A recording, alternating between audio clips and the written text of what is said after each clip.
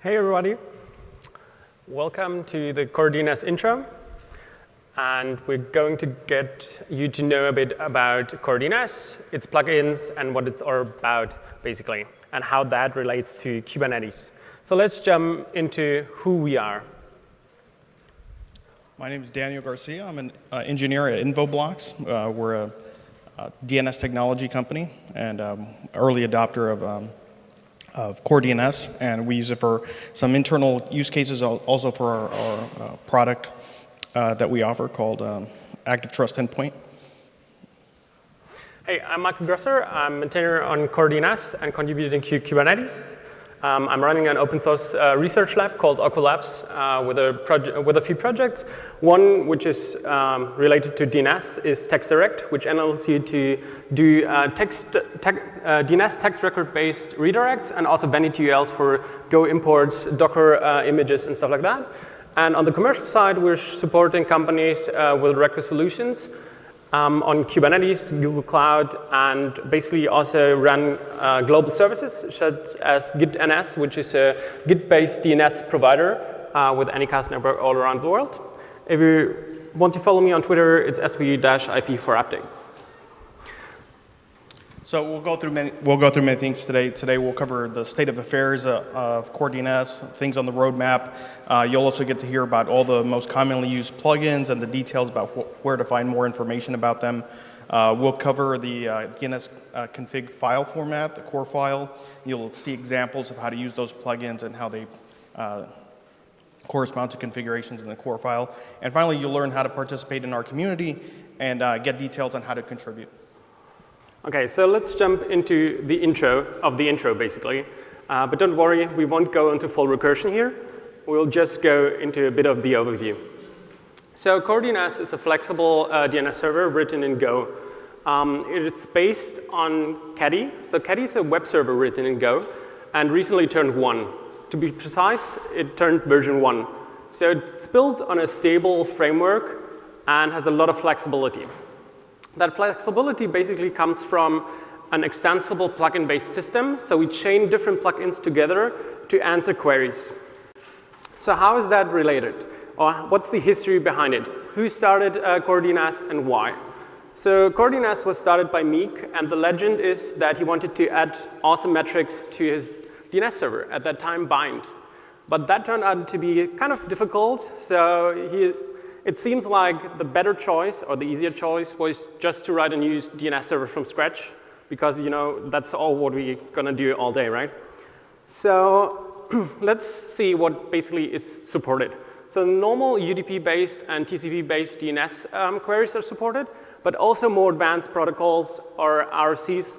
One, for example, would be DNS over TLS, and a few more, such as a DNS over HTTPS, might be in the future. So let's see what else we have in the general overview. So something that is probably interesting to you is the Kubernetes part. So CoreDNS is used as the central DNS point inside of a Kubernetes cluster. Specifically, it's used as a service discovery mechanism in Kubernetes. That's done by the Kubernetes plugin. Additionally, CoreDNS can read different data sources or answer queries for different data sources. In that regard, it could be a DNS zone file conforming to RFC 1035, which is usually called the bind file format. It can also do data sources such as AWS Route 53 and other data sources that either we already have or that you could write a plugin for. So let's see what it can't do yet. So it sort of can be a recursive DNS server by basically doing all the by forwarding all the requests to an actual full recursive server such as Google OpenDNS. That might change. So there's an in-flight pull request that adds that functionality, the resolver functionality, as a plugin, which is called the resolver plugin. So we'll see how that goes, and maybe you can contribute to that if you feel that's a feature you want or need. So what's the state of affairs? The state of affairs is it's version 1.5.0 that was recently released, and also it's quite stable. CNCF has different stages for projects. The first is sandboxing. We sort of jumped over that because it didn't have that at the time. So we started with inception and then incubation in 2018 and graduated at the third project overall in CNCF to ever graduate. That was 2019 at the beginning. So let's see what the community is about. So the community, we have about 150 maintainers. Hopefully that's growing, and hopefully growing with you. And also it's maturing with different use cases and more use in Kubernetes itself. So to add to that, we have around 4,000 stars and 30 public adopters. So if you use CoreDNS, either inside Kubernetes or with your own use case, please add yourself, please tell us your use cases and maybe your issues. So the general state of affairs in relation to Kubernetes, it's generally available since 1.11. So it's already there and most likely already runs inside your Kubernetes cluster. That's because the recommendation and the recommended default from a DNS perspective and for service discovery moved from being kubeDNS to being CoreDNS by default, such as tools like kubeADM. They recently even upgraded to 1.5.0. And that's in Kubernetes since 1.13.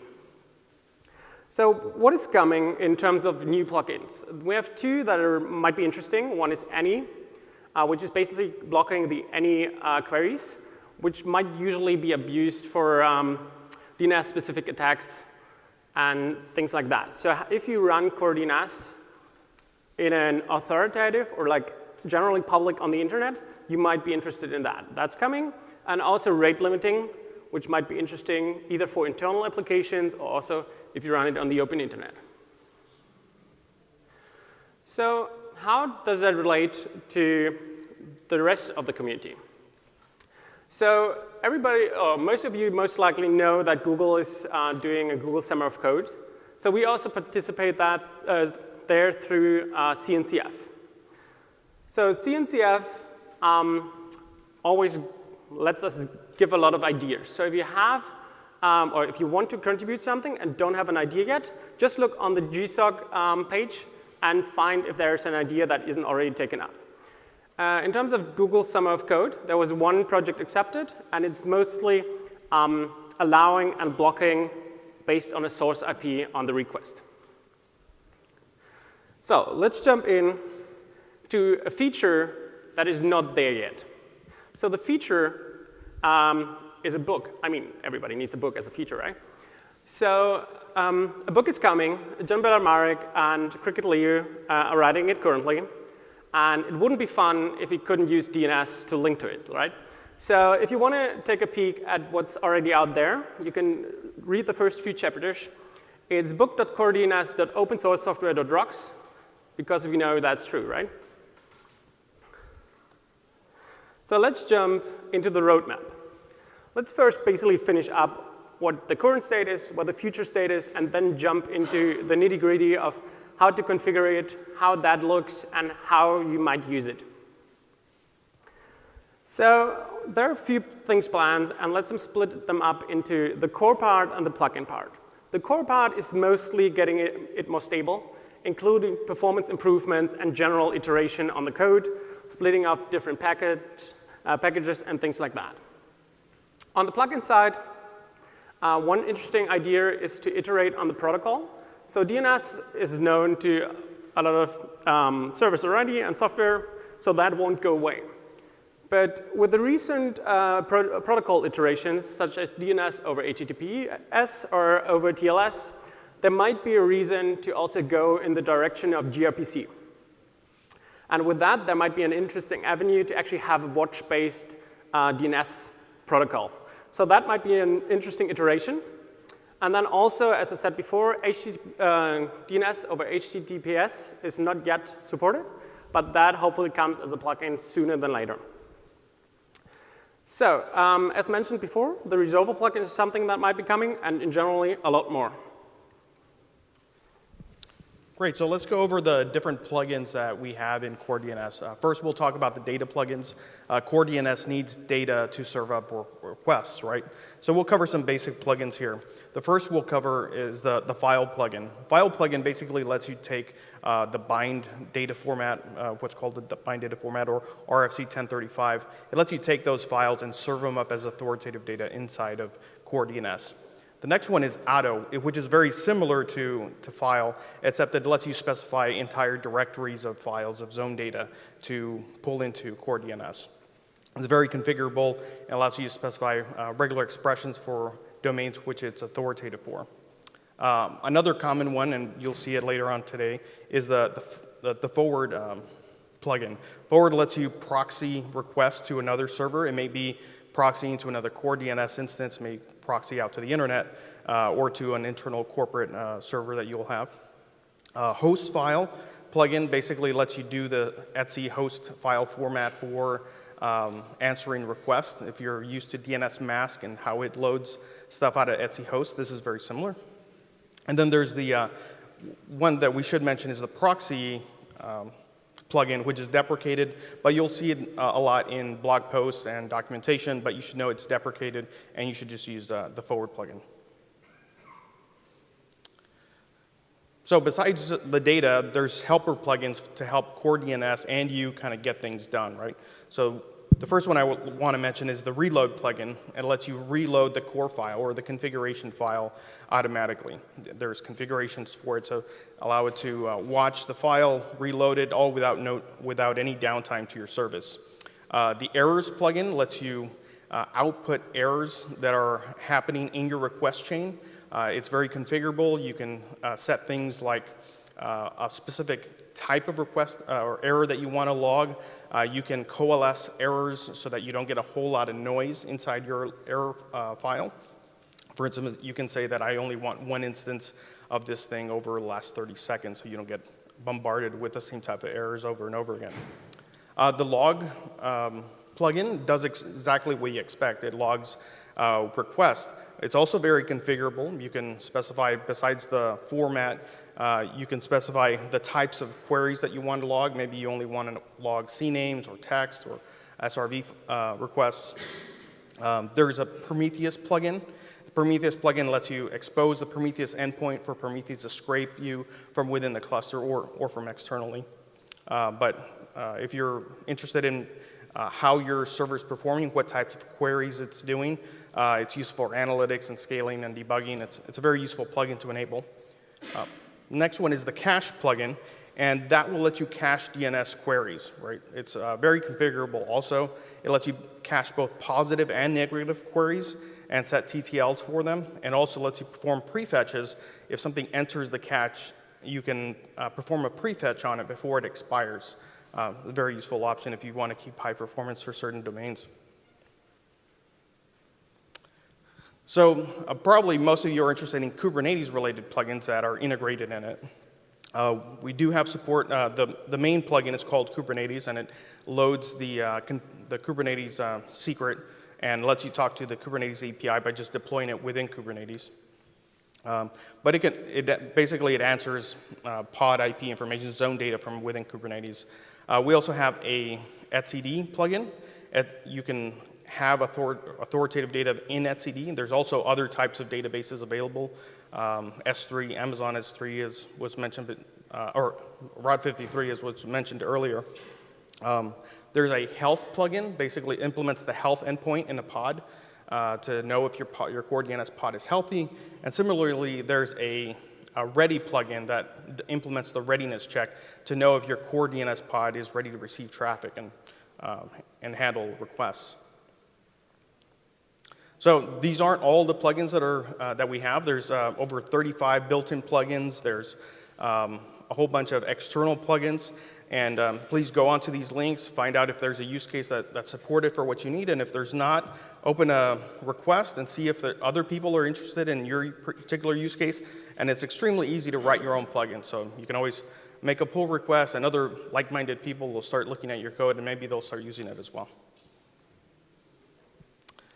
So first, let's cover the file format. So at the very top of the file format here, you'll see you have to implement the zone that you're authoritative for and the port that you want to run on. So usually this defaults to port 53, and then you can put whatever zone.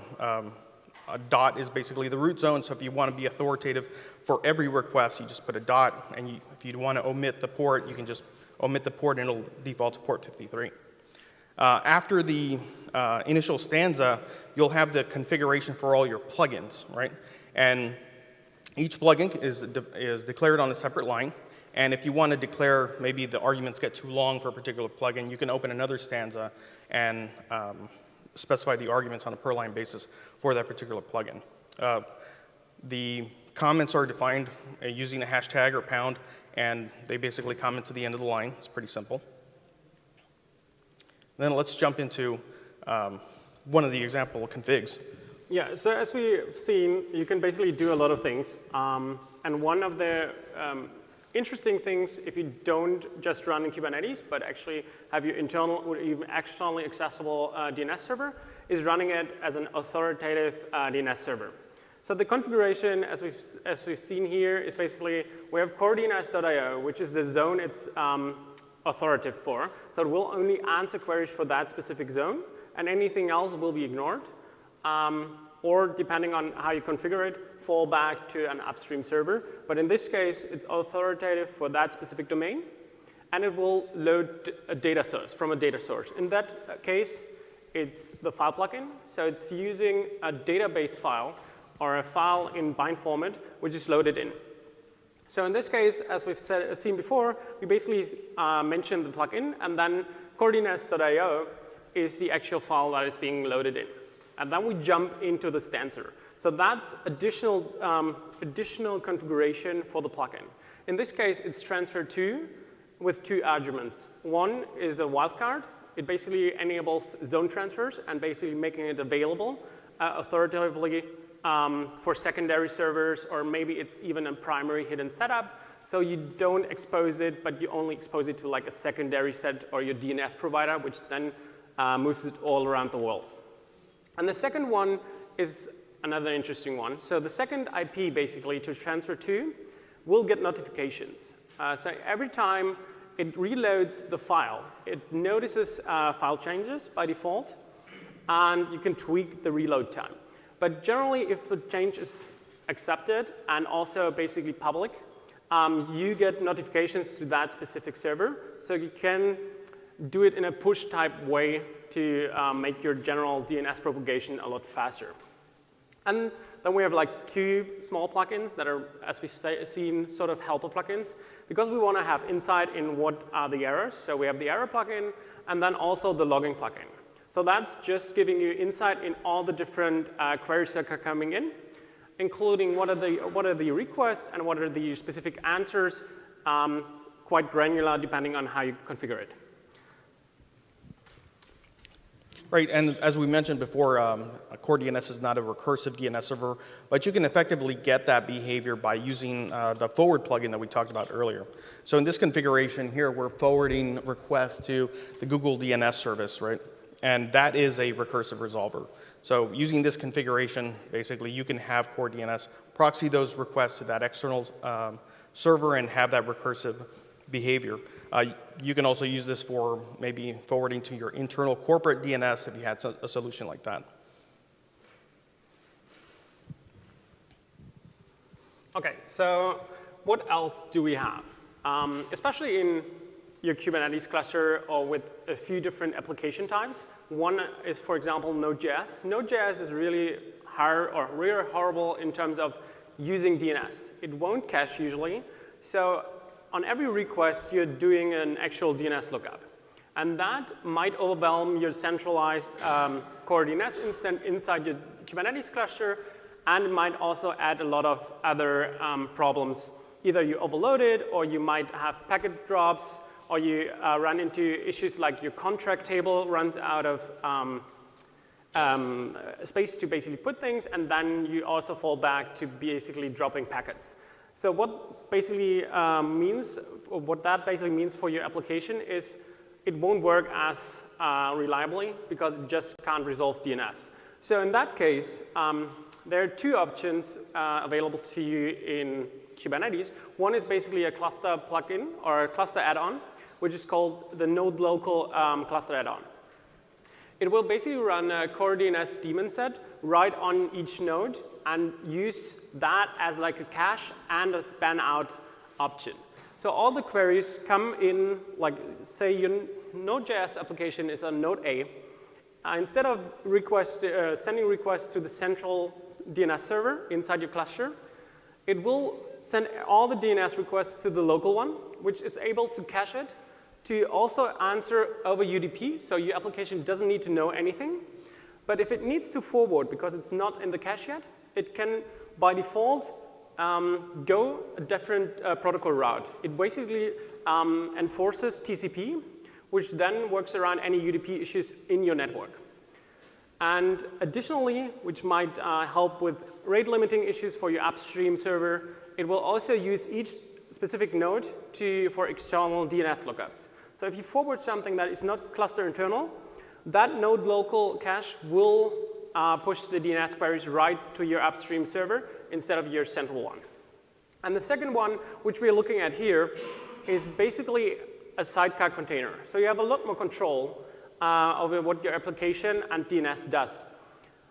In this specific case, it's a simple case. So you're basically adding a sidecar, which is responding to all queries. So all zone data will get answered.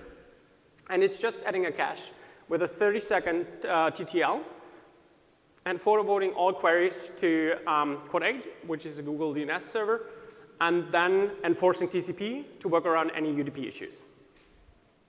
And then we have the two helpers again. And if you want to know more about the node local one, we have the link here, and the slides are online. So you can always check what we did. Just a small shout out to Pavitra at Google. She's pushing the node local cluster add-on. And that's awesome. And hopefully, if you want to test it, do that. Another common use case that people have is exposing services, websites on their Kubernetes cluster. And sometimes you have these sites that have SSL certificates on them, right? And if you access those endpoints from within your cluster, you have traffic that goes from within your cluster out to the load balancer and then back into your fabric. And it would be nice if those things resolved internally. So that's something you can do with the Rewrite plugin.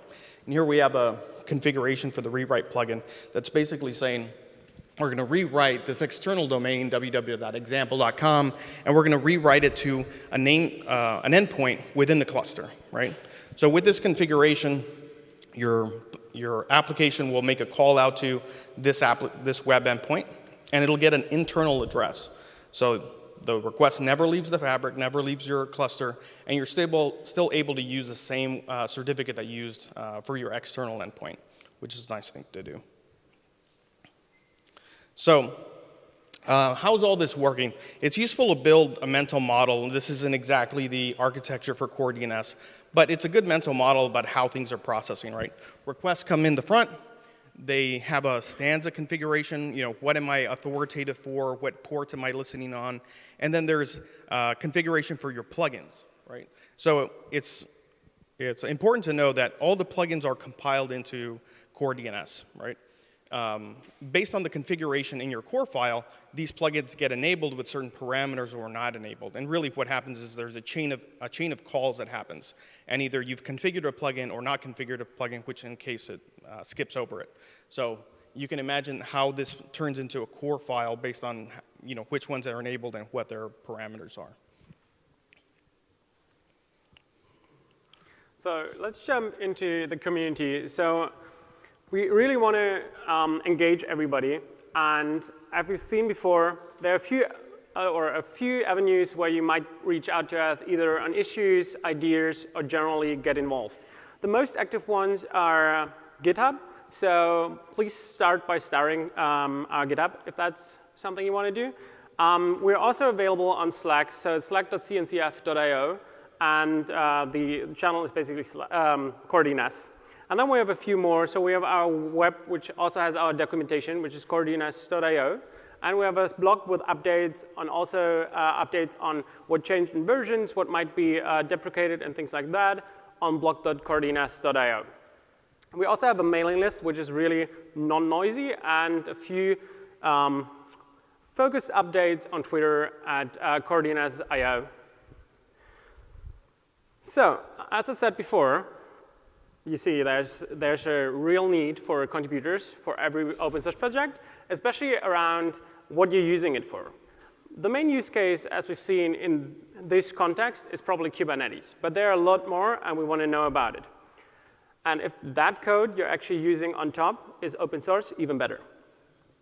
So if you have your company and not added yet to adopters, do that. And if you are interested in helping out, either join the discussion in issues, open bug reports, or start with a docs or general code PR. There are a lot of things that you can do. So.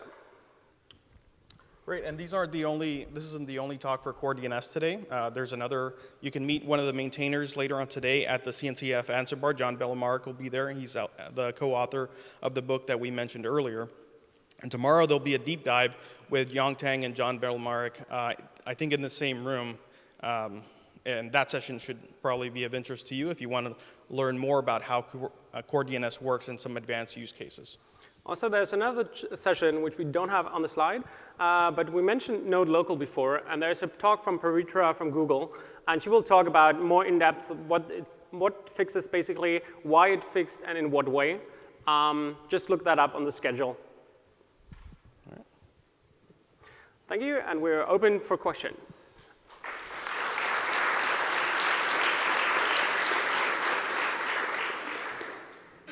Also, as we said before, all the slides, including the links to the different plugins and links to the project used and in general documentation and things like that, is all in the slide deck, and that's uploaded to the schedule. Any questions? Is the cache example that you proposed as a replacement for Node Local? Not really. So Node Local does a few more things. So Node Local, one of the main things that it does is circumvent the contract table. And that isn't done with a sidecar. It sort of can be done, and it also does in a way. But the recommended approach is just use Node Local. And if that works, perfect, because it also is a better endpoint for your cache. Basically, it's per node instead of per pod. So if you run 10 pods on one node, you're not going to have a lot of cache hits, basically. So the recommended approach is Node Local because that's easier to set up. That's better maintained than probably what you can do. But if it's something that you want to customize more, use the sidecar approach, yeah. No worries. Any other questions?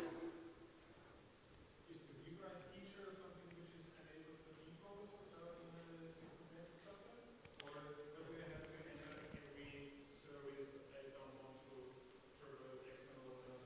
Sure. So all the plugins you have to explicitly enable them. There's a default configuration that you can look at inside of Kubernetes, and you'll see which ones are enabled. But when you use rewrite, you have to configure it. And there are capturing groups, regexes, that you can use to make patterns. So that could, if you find a pattern that you reuse, that's certainly something you can do. But yeah, in general, you have to configure the different rewrites. Any other questions or ideas? So on that note, on the rewrite, for example, so how it's configured internally is that there's a config map for the actual Corefile. So you can access that and rewrite that, but that's not the recommended approach because that might break updates and things like that. So if you want to have a rewrite feature, basically, most likely you can use a sidecar, so you can inject it there. So your application doesn't need to know about it, but you still have a lot of control about where that rewrite feature basically lies, which is the sidecar configuration. And the other thing is you might have your own internal DNS. Any other questions? If not, then I think we can finish up. And thank you for being here.